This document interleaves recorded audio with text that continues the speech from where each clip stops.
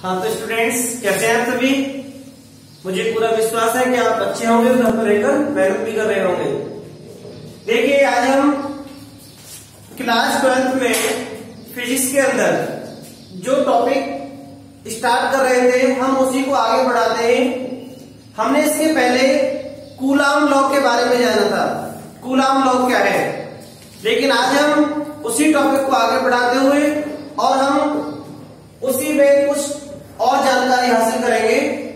तो सबसे पहले विद्युत क्षेत्र की तीव्रता, तो हमें सबसे पहले समझना है विद्युत क्षेत्र की तीव्रता किसे कहते हैं। तो ध्यान दीजिए, मान लीजिए ये कोई एक पॉइंट है, ये भी कोई एक पॉइंट है।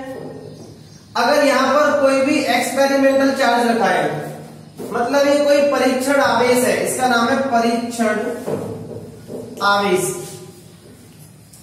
अगर आप इस आवेश को एक स्थान से दूसरे स्थान पर ले जाएं, तो इसे ले जाने में आपको कुछ न कुछ काम करना पड़ेगा, और जो काम करना पड़ेगा आप समझ गए होंगे कि आपको कोई फोर्स भी यूज करना पड़ेगा।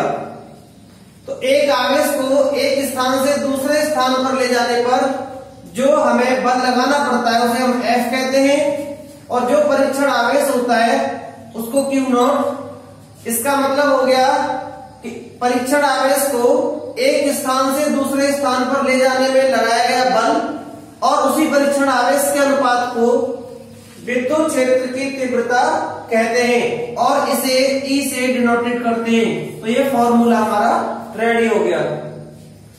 इसका मतलब हम डेफिनेशन नॉर्मली लिख सकते हैं, परीक्षण आवेश पर लगाया गया बल और परीक्षण आवेश के अनुपात को विद्युत क्षेत्र की तीव्रता कहते हैं। इसे E से डिनोटेट करते हैं और ये E = F/Q नॉट एक फॉर्मूला हो जाता है। आगे देखिए, एक लिखा है मैंने द्विध्रुव आघूर्ण। इसका मतलब होता है कि आपको कोई भी, अगर जैसे मान लीजिए यहां पर एक -Q एक +Q है, अगर दो आवेश जो समान हो लेकिन चिन्ह में विपरीत हो, मतलब एक नेगेटिव हो एक पॉजिटिव हो, और उनके बीच की दूरी बहुत कम हो, तो ऐसी स्थिति को द्विध्रुव आघूर्ण कहते हैं और इसे P से डिनोटेट करते हैं। इसके बीच की दूरी को यदि 2L ले लिया जाए तो P को बोलेंगे, किसी भी एक आवेश को लिखेंगे, जैसे Q को, या Q को माइनस नहीं लिखना है आपको, इनटू इनके बीच की दूरी, तो इसको बोलेंगे 2QL। द्विध्रुव आघूर्ण दो आवेशों में से किसी एक आवेश और उनके बीच की दूरी के गुणनफल को द्विध्रुव आघूर्ण कहते हैं। तो ये यहां से क्लियर हो गया। इसके आगे देखिए, अब मैं आपको समझा रहा हूं, अक्षीय रेखा पर स्थित बिंदु पर विद्युत क्षेत्र की तीव्रता के लिए व्यंजक ज्ञात करना, और वो भी किसके कारण? द्विध्रुव के कारण। ये बोर्ड एग्जाम में कंपलसरी है, ये कंपलसरी आता है, तो इस पर आप जरूर ध्यान देंगे। देखिए यहां पर मैंने एक द्विध्रुव आघूर्ण लिया है AB, A पर माइनस का Q और B पर प्लस का Q। आप समझ लीजिए कि जहां पर माइनस और प्लस के चार्ज लगते हैं और समान होते हैं और उनके बीच की दूरी भी कम से कम होती है, ऐसी कंडीशन को द्विध्रुव आघूर्ण कहते हैं। तो ये द्विध्रुव हो गया, इसके बीच की दूरी आपके पास लिखी है, देखो 2L है, ये इसका मध्य बिंदु है O, यहां से कोई P बिंदु है जिसकी दूरी R है, O से लेके P तक की दूरी R है। इस P पर हमको विद्युत क्षेत्र की तीव्रता E ज्ञात करनी है। इस E पर दो प्रकार की तीव्रताएं काम करेंगी, E1 और E2। वो इसलिए करेंगी, E1 जो है वो एक -Q चार्ज के लिए है, E2 जो है वो +Q चार्ज के लिए है। अब आप देखिए, अगर मैं यहां से A से लेके P तक की डिस्टेंस निकालता हूं, AP, आप समझ गए, OP R है, ये जो 2L की डिस्टेंस है इसको LL में डिवाइड किया जा सकता है, ऐसे L इसका हो गया हाफ और L इसका हो गया हाफ। तो देखिए यहां से यहां तक की जो टोटल डिस्टेंस है वो R है, आगे और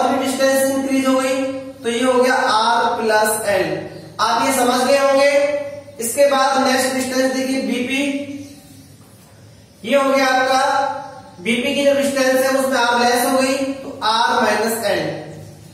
अब आपको समझना है एक फॉर्मूला और होता है इसका ई निकालने के लिए।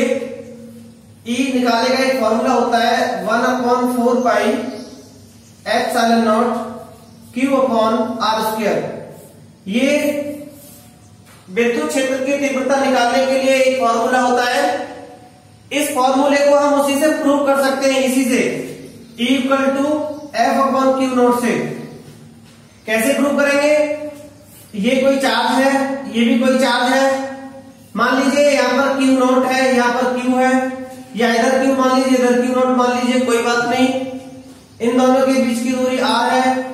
मैंने आपको कूलाम का लॉ पढ़ाया था।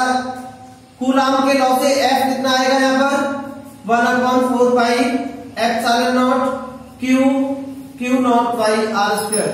कूलाम के नियम के according 1/4 pi epsilon naught into Q1 Q2 होता है, तो यहां पर दो चार्ज हो गए Q naught by r square. और अभी हमने ये पढ़ा था F upon Q naught. F की वैल्यू को यहां पुट करेंगे। F की वैल्यू आपकी 1/4 pi epsilon naught Q naught upon r square divided by Q naught. Q naught से Q नॉट कैंसिल, क्या रहेगा 1/4 pi epsilon naught Q upon r square. तो ये भी एक ई का फॉर्मूला होता है। तो हम इस फॉर्मूले का यूज करेंगे यहां पर। देखिए सबसे पहले आप क्या करेंगे, हमारे पास दो चार्ज लगे हैं, एक माइनस क्यू और एक प्लस क्यू। तो सबसे पहले हम लिखेंगे माइनस क्यू आवेश के कारण बिंदु P पर विद्युत क्षेत्र की तीव्रता, विद्युत क्षेत्र की तीव्रता। अब देखिए उसको नाम दे दो E1। फॉर्मूला आपके सामने लिखा है, यही लिखना है आपको 1/4 pi epsilon naught into minus Q हो जाएगा चार्ज आर स्क्वायर। और माइनस क्यू की टोटल डिस्टेंस कितनी है आर प्लस एल, तो इसे लिखेंगे हम आर प्लस एल का स्क्वायर। इसी तरीके से प्लस क्यू लिखेंगे, सेम लिखेंगे ये, बस यहां पर E2 आएगा आपका। ये तो सेम हो जाएगा ना, प्लस क्यू आवेश के कारण बिंदु P पर विद्युत क्षेत्र की तीव्रता E2 सेम है जाएगा ऐसे 1/4 pi epsilon naught into q by r minus l square. अब लिखेंगे हम कुल तीव्रता E equal to E1 plus E2। देखिए E1 की जो वैल्यू माइनस में है, E2 की वैल्यू जो प्लस में है, तो यहां पुट करिए वैल्यू को, तो जाएगा -1/4 पाई एप्सिलॉन नॉट, ये लिखा है epsilon naught q by r plus l का whole square plus 1/4 pi epsilon naught q upon r minus l का होल स्क्वायर। ये मैंने वैल्यू पुट अप किए, ये सारा आंसर जो आएगा वो ई का आएगा। तो देखिए ये इसके आगे देखिए हम